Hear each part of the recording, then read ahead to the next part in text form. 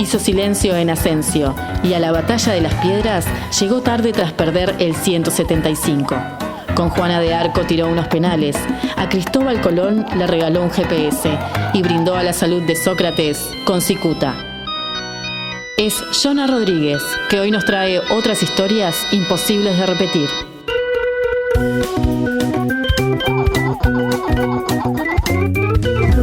Ya extrañaba la canción, hacía tanto que no venía acá a los estudios. Bueno, sin título la columna. No tiene título. Habíamos señalado en la primera columna, hace un par de meses, de este ciclo, en la que reflexionábamos sobre la historia como disciplina de estudio del pasado, cómo ella se nos presenta como una forma, entre otras, de generar memoria sobre el pasado, pero siguiendo ciertas reglas. Memorias, además, que tiene como un actor central al historiador, un profesional del estudio del pasado cuyas decisiones son importantes para definir qué saber del pasado, cómo saberlo y cómo poder interpretarlo. Y decíamos, además, que a lo largo de estas columnas dedicadas a estudiar algunos hechos del pasado, intentaríamos poner luz sobre los mecanismos de reconstrucción que realizan los historiadores y los diversos usos políticos que se hacen de los relatos resultantes. En base a esto, es que hoy voy a dedicar unos minutos a hablar sobre algunos aspectos poco trabajados o descuidados de la década de 1960 en Uruguay. A grandes rasgos, si uno quiere saber cuánta importancia tiene una época, un tema o un personaje, lo mejor que puede hacer es fijarse en la cantidad de libros que se han escrito sobre el tema. Si hacemos esa operación, podemos decir que la década del 60 no parece estar escasamente estudiada. Sin embargo, si afinamos un poco más el análisis, podríamos darnos cuenta de que solo algunos aspectos de esta década han sido trabajados y en algunos casos de forma un poco excesiva. Por ejemplo, está bastante estudiado el surgimiento y el derrotero del MLN Tupamaros y a nivel general todo lo relacionado con los movimientos y partidos de izquierda, no así de derecha. Se han también estudiado las distintas manifestaciones de la crisis económica que se arrastraba desde mediados de los 50 y la mayor injerencia de organismos de créditos internacionales en el manejo económico-financiero del país. También está bastante estudiado el impacto social de la crisis económica, con sus correlatos de movilizaciones gremiales y estudiantiles. Y por último, en esta breve lista, un tema muy recurrente en la historiografía sobre la década de los 60 ha estado centrado en la coyuntura autoritaria que se abre hacia 1968, con el ascenso de Pacheco a la presidencia y su lucha contra la subversión que representaban los Tupamaros. Todos estos temas podrían quedar conceptualmente abarcados o amparados en el título de un libro sobre el periodo que escriben Nahum, Cochi, Marona y Trochón llamado El fin del Uruguay liberal. ¿Sí? Los 60 son la manifestación de ese Uruguay liberal que llega a su fin. Sin embargo, estos estudios, que son todos muy valiosos, a nivel general, la década del 60 ha quedado un poco oculta, funcionando como una especie de edad media entre dos periodos o relatos más potentes, como lo son el relato del Uruguay Suiza de América, identificado más o menos con el periodo que va desde comienzo de la década del 40 hasta fines de los 50, y el relato del Uruguay autoritario, identificado con los periodos constitucionales de Jorge Pacheco Areco y Juan María Bordaberry, y la dictadura cívico-militar que se instaura en el 73 y va hasta el 85. En esta construcción histórica del Uruguay, la década del 60 no parece adquirir gran valor por sí misma, sino que es interpretada como el periodo en donde se manifiesta el deterioro del Uruguay Suiza de América, lo que en la literatura se llama la latinoamericanización del Uruguay. Nos dejamos de parecernos a los europeos y nos empezamos a parecer a nuestros vecinos, de los cuales creíamos... Caímos en la realidad geográfica. Exacto. En la que estábamos. Eso es un mito y algún día lo vamos a desentrañar. Entonces, en la década del 60 entran en crisis todos los atributos propios de este Uruguay: el excepcional modelo democrático, la industrialización sustitutiva de importaciones, la sociedad hiperintegrada, el estado de bienestar interventor, amortiguador y anticipador del conflicto social, entre otros valores. Todas estas categorías fueron y son utilizadas por políticos e historiadores para hacer referencia a ese periodo. Pero la década del 60 además queda oculta por el periodo autoritario que se habilita con el ascenso de Pacheco al poder.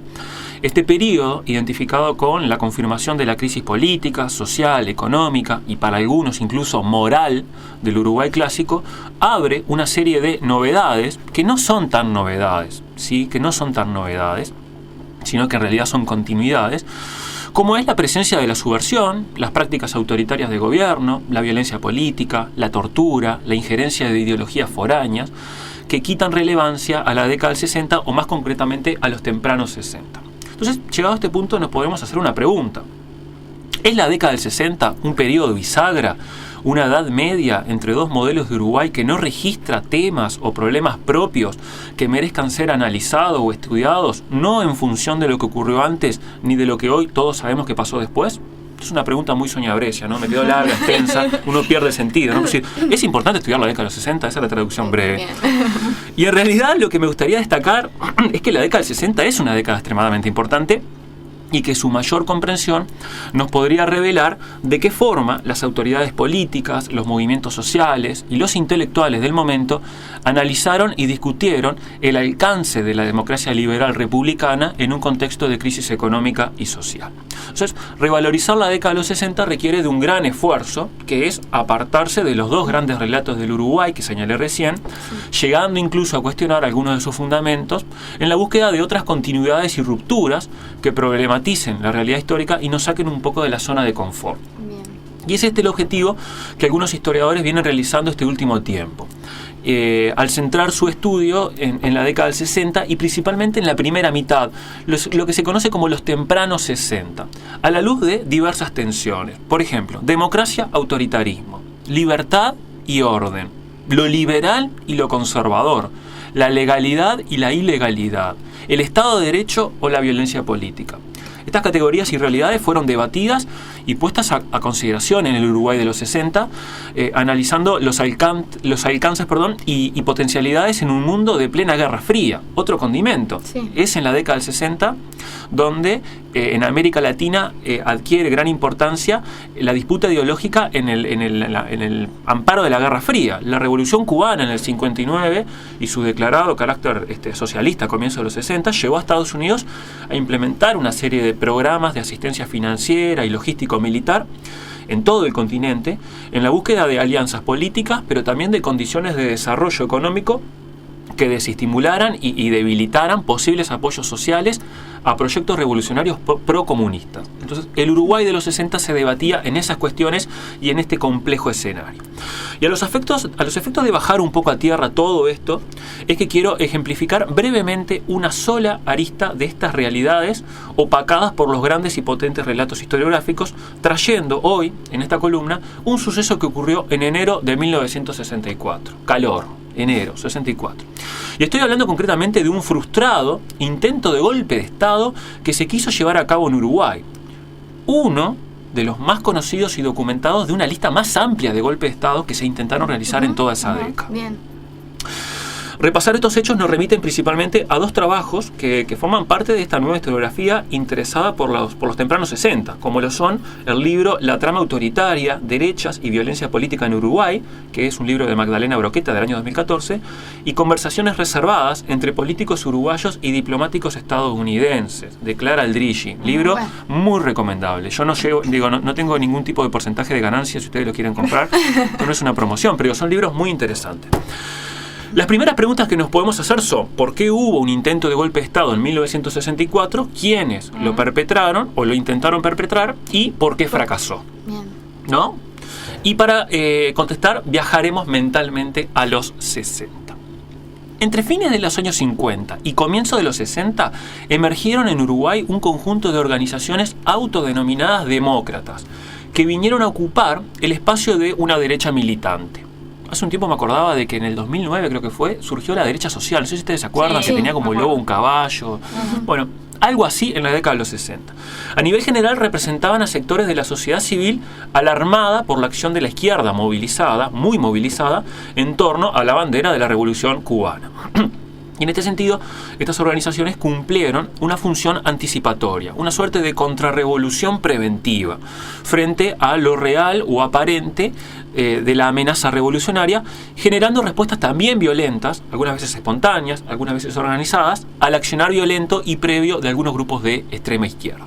La lista es muy larga, la de las listas de organizaciones, aunque las más importantes o conocidas son más o menos 3 o 4. Hablo particularmente del MONDEL, del Movimiento Nacional por la Defensa de la Libertad, creado en agosto del 58, Alerta, Asociación para la Lucha Ejecutiva y el Repudio de los Totalitarismos de América, creado en octubre del 60, ORPADE, Organización de Padres Demócratas, y MEDEL, Movimiento Estudiantil para la Defensa de la Libertad, entre otros, sí, que también podrían engrosar esta lista. Todas estas organizaciones, con sus particularidades, compartían una matriz ideológica liberal, profundamente anticomunista y antirrevolución cubana. En este contexto, a mediados de 1961, se presenta públicamente la Legión Artiguista, una organización que compartía varios de los postulados y modos de acción de la derecha conservadora, aunque desde su denominación, referida a la reunión de cuerpos militares, se notaba también diferencias significativas que la alejaban de sus contemporáneas demócratas. Dotada de una fuerte presencia militar y policial en sus filas, la organización exhibió rasgos nacionalistas en sus principales definiciones políticas y económicas, adoptando conceptos claves de la doctrina de seguridad nacional que la llevaron a proyectar las primeras propuestas golpistas estructuradas.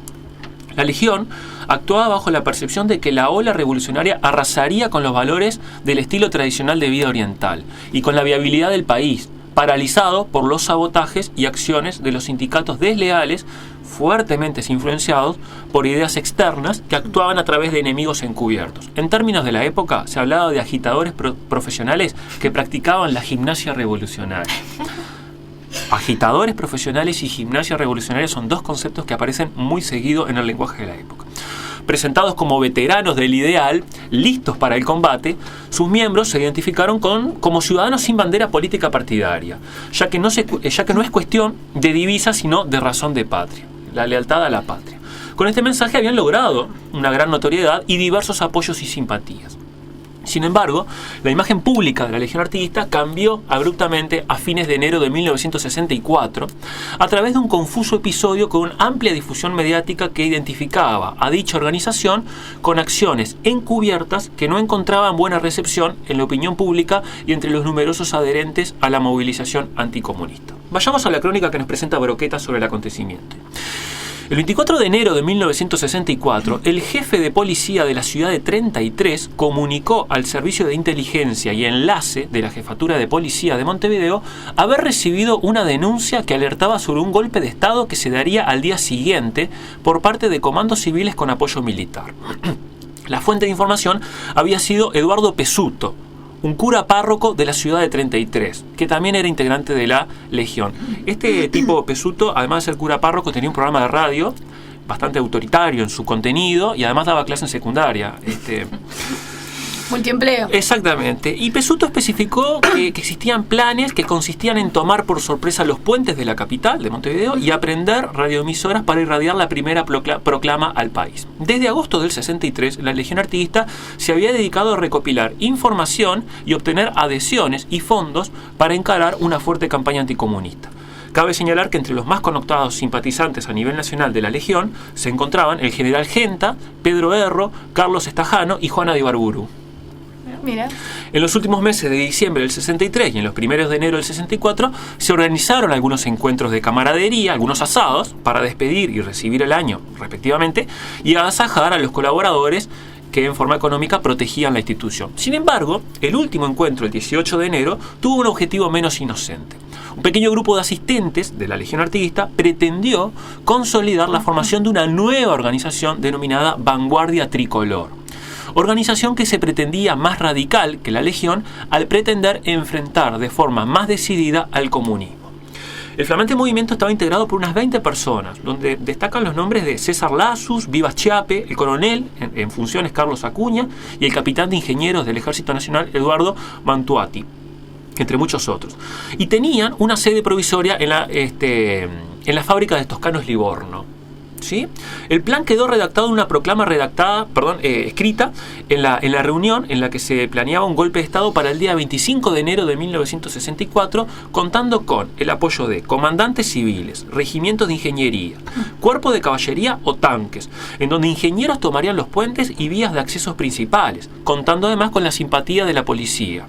La acción golpista se llamaría Operación Sorpresa, y en la misma serían apresados los consejeros nacionales, es decir, el pleno Poder Ejecutivo, y los legisladores, y se los enjuiciaría Todo ello sin un derrame de sangre.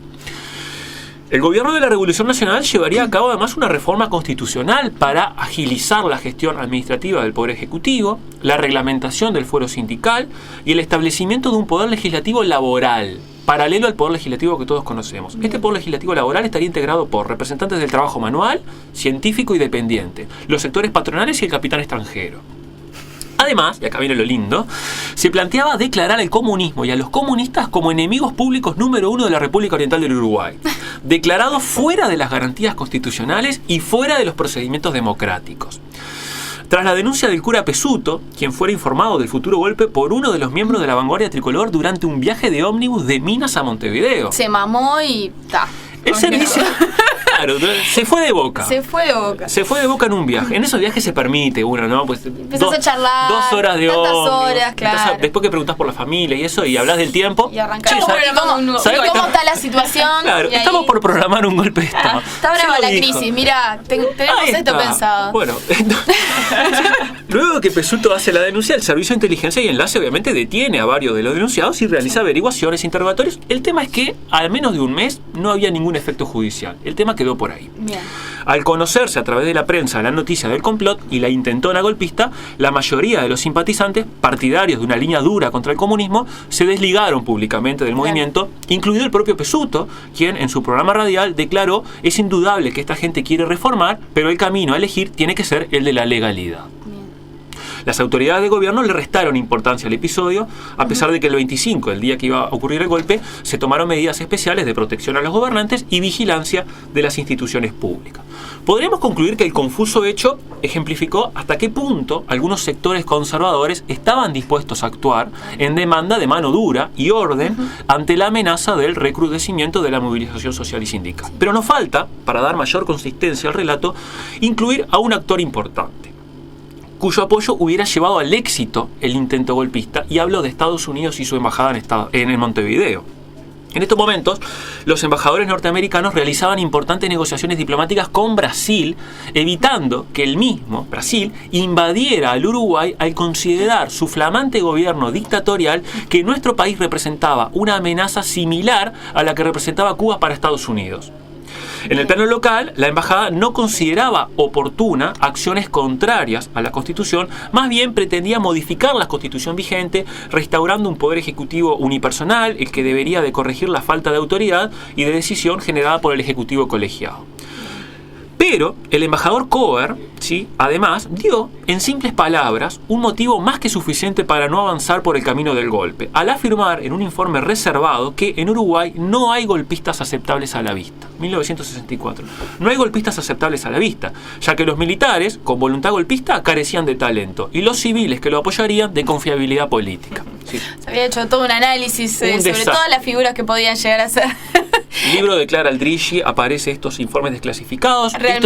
Esto es simplemente una pequeña nota de muy interesantes conversaciones confidenciales. De todas formas, ese grupo que ya tenía pensado realizar una especie de golpe, en primer lugar, ¿no?, ya tenía toda la organización posterior al golpe, por lo cual se veía todo un pensamiento, digamos, atrás. Y por otra parte, mencionar que en realidad las figuras que tú hacías mención, Jonas, son en realidad de figuras que ya eran representativas de ciertos sectores fuertes de la sociedad, que ya estaban con un posicionamiento muy claro respecto a los movimientos sociales y políticos y de izquierda política que surgían en Uruguay, y digamos representaban a esos sectores que cada vez más en los años iban a generar y a tener más fuerza y potencia lo que va a ser el golpe de Estado del 73, ¿no? Digo, o sea, ya estaban planteados, digamos, ciertos puntos y ciertos representantes de ciertos sectores estratégicos que luego iban a tomar fuerza, digamos, todo esto en los tempranos 60. Para terminar, nos podemos plantear dos conclusiones provisorias y una enseñanza.